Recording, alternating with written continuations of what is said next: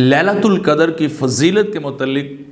آقا علیہ الصلوۃ والسلام نے ارشاد فرمایا کہ جو شخص اس رات کو کھڑا ہوتا ہے اور وہ اس لیلۃ القدر کو پا لیتا ہے تو قال ایمان و احتسابا غفر لہ، وہ ثواب کی نیت سے جب وہ کھڑا ہوتا ہے تو اللہ رب العزت اس کے پچھلے جتنے بھی گناہ ہوتے ہیں وہ اللہ رب العزت سارے بخش دیتا ہے۔ اس طرح ایک اور حدیث پاک کے اندر آقا علیہ الصلوۃ والسلام نے ارشاد فرمایا کہ حضرت ابو ہریرہ روایت کرتے ہیں کہ تمہارے پاس ایک رمضان کا مہینہ آیا ہے، اللہ تعالیٰ نے تم پر اس مہینے کے روزے فرض کیے ہیں، اور یہ وہ مہینہ جس میں جنت کے دروازوں کو کھول دیا جاتا ہے اور جہنم کے دروازوں کو بند کر دیا جاتا ہے، اور سرکش اور شیاطین اس مہینے کے اندر جو ہے وہ جکڑ دی جاتے ہیں، وہ قید کر دی جاتے ہیں۔ اور پھر اس مہینے میں اللہ رب العزت نے ایک ایسی رات عطا کی ہے تمہیں جو رات 1000 مہینوں سے بھی افضل اور بہتر ہے، اور جو شخص اس رات کی برکات اور خیرات سے محروم کر دیا گیا، ایسا شخص یقیناً ہر خیر اور ہر برکت سے محروم کر دیا گیا۔ یعنی لیلۃ القدر کو انسان کبھی بھی سو کر نہ گزارے اور اس کی برکات سے انسان کبھی بھی وہ محروم نہ رہے۔ اس طرح انس بن مالک رضی اللہ تعالی عنہ بھی روایت کرتے ہیں آقا علیہ الصلوۃ والسلام نے ارشاد فرمایا کہ جب رمضان کا مہینہ تم پر آیا ہے تو یہ ایسا مہینہ ہے جس کی ایک رات کو اللہ نے 1000 مہینوں سے بھی افضل بنایا تمہارے لیے، اور اس رات کی برکات اور خیرات سے جو شخص محروم کر دی جاتا ہے کسی بھی وجہ سے، تو وہ شخص ہر قسم کی بھلائی اور برکات سے محروم کر دی جاتا ہے۔ اور میرے آقا علیہ الصلوۃ والسلام نے فرمایا کہ اس رات کی برکات اور خیرات سے محروم فقط وہی شخص رہتا ہے جو اصلاً ہی ہر چیز سے جو ہے محروم رہنے والا ہو، یعنی جس کے نصیب اور مقدر میں نیکی بھلائی اللہ کی برکات نہ ہوں تو وہ بندہ اس رات کے اندر ہر طرح کی برکات سے محروم ہوتا ہے، اور پھر دوسری برکات سے بھی وہ شخص اس رات کے اندر آ کے محروم ہو جاتا ہے اور باقی برکات سے وہ فارغ ہو جاتا ہے۔ اسی طرح حضرت مالک رضی اللہ تعالیٰ عنہ فرماتے ہیں کہ آقا علیہ الصلوۃ والسلام نے فرمایا کہ مجھے سابقہ امتوں کی طویل عمریں دکھائی گئیں، اور ان کے مقابلے مجھے میری امت کی عمروں کو جب دکھایا گیا تو ان کے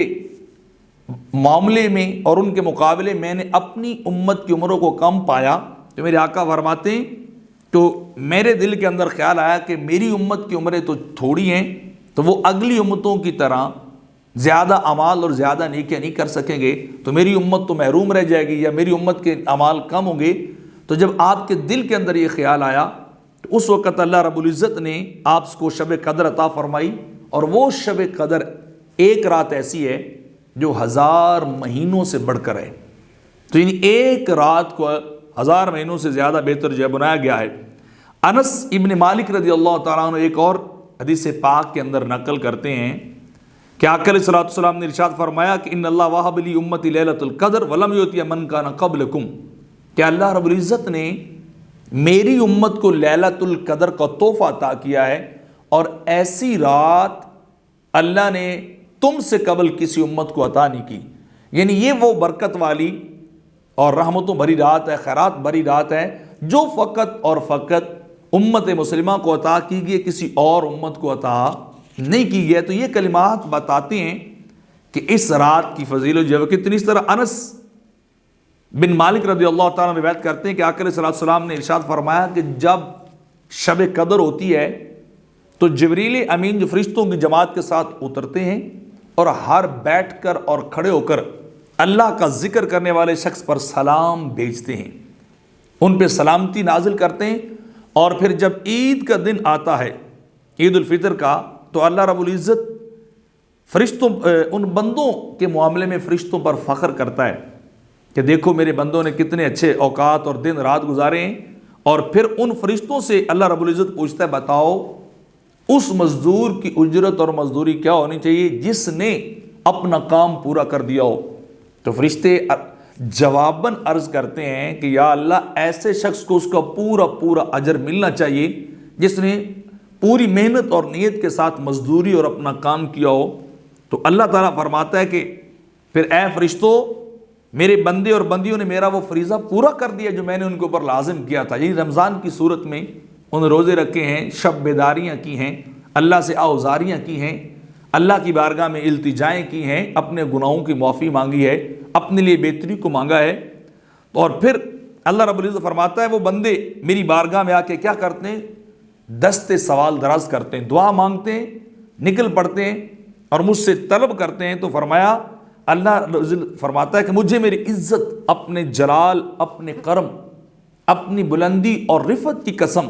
میں ان بندوں کی دعاؤں کو ضرور قبول کروں گا جو عید الفطر والے دن مجھ سے مانگنے آئے ہیں مہینہ رمضان کا گزار کر۔ تو اس کے بعد پھر اللہ رب العزت بندوں سے فرماتا ہے جاؤ تم لوٹ جاؤ، میں نے تمہیں بخش دیا ہے اور تمہاری برائیوں کو میں نے نیکیوں میں تبدیل کر دیا ہے۔ تو میرے آقا فرماتے ہیں پھر اس خطاب کے بعد وہ بندے جب گھر لوٹتے ہیں تو وہ بخشائے ہوتے ہیں، یعنی اتنا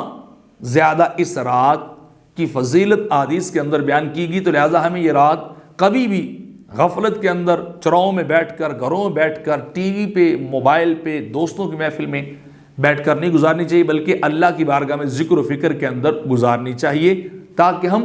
لیلۃ القدر کے تھوڑے سے وقت کے اندر وہ ساری برکات حاصل کر سکیں جو اللہ ہمیں عطا کرنا چاہتا ہے۔